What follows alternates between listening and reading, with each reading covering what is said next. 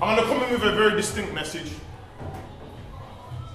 So I'm going to last about 30 to 35 minutes and I'll try my best to convey in that moment.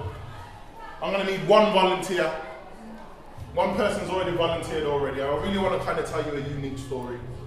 If you haven't noticed already that my accent isn't from Sheffield. My name is Craig. I come from Birmingham. I'm a youth worker. I'm a criminologist. Most of my work is really about working with violent young people. For those that know who I am, I have worked with some of the most violent young men and women up and down this country. Predominantly young people from the age of 12 years old to the age of 20 to 21. So I've worked in prisons, youth offending,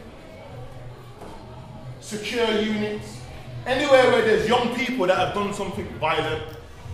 So I work with a lot of young people, 17, 18-year-olds about to start a 16-year sentence. I work with 21-year-olds, 19-year-olds about to start a 30 to 35-year sentence.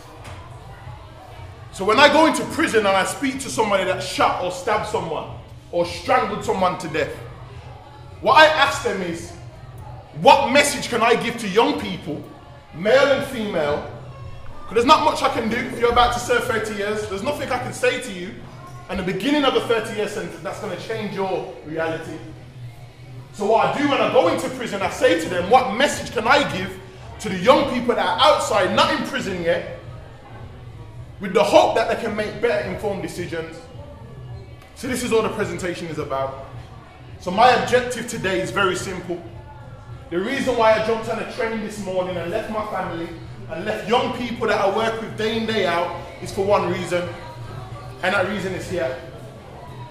I hate seeing young men and women in prison. I hate it. I hate having to go to different prisons up and down the country and seeing young people cry because they can't cope with prison. When they're on the wing, they're acting like they're the baddest, they're the hardest, they probably even punch you up.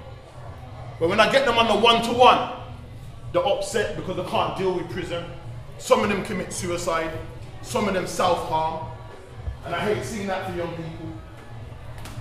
I hate seeing mothers and fathers crying because they don't know what to do with their children. You know, when you're not listening and you're making mistake upon mistake, making choices upon choices. Your mum, your dad, guardians, grandparents, whoever it is or who you've been brought up with, regardless, are upset because they don't know how to deal with you. You're not listening. You're not going to school. You're not doing the right thing. I hate seeing that of parents. I hate having to go to hospitals. And my phone rings up about 1, 2, 3 in the morning, as it tends to in most nights. It says, "Yo, Craig, someone has got shot!" That tends to what? That's the message that I tend to get on my phone at 1, 2, 3 o'clock in the morning. Or that phone call that, you know what, someone's about to shoot me. Someone's about to stab me up. I'm scared to go to school. I'm scared to go to college because them man or them girls are going to rush me. I hate seeing that. And most of all, I hate going to funerals.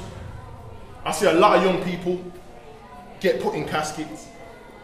I see a lot of young people get put 6 feet deep. And I hate having to see what parents go through when they have to bury their children. So my message for you all today is very simple. I'm not here to preach. I'm not here to act like your dad, your older brother. I'm just here to give you a little message. And with that little message is the hope that you take heed of what I'm saying.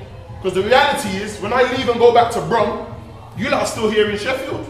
That's a reality. That's me being real 100%. But hopefully, something that I've said today and something that Ray may have said earlier might be something that you've programmed into your mind that when you get caught up in a situation, you might think differently. Ray earlier spoke about the idea of you have to shake off some of your friends in order to make certain changes in your life. Because when you don't do those things, it might be funny for some people in the room now if you want to be immature, cool. But I might see you on the wing and say, didn't I see you in Sheffield? Or you might say, oh, weren't you that guy that came to Sheffield at the Peace Act and done that talk? And I might be like, yeah. Now I might work with the main man on the wing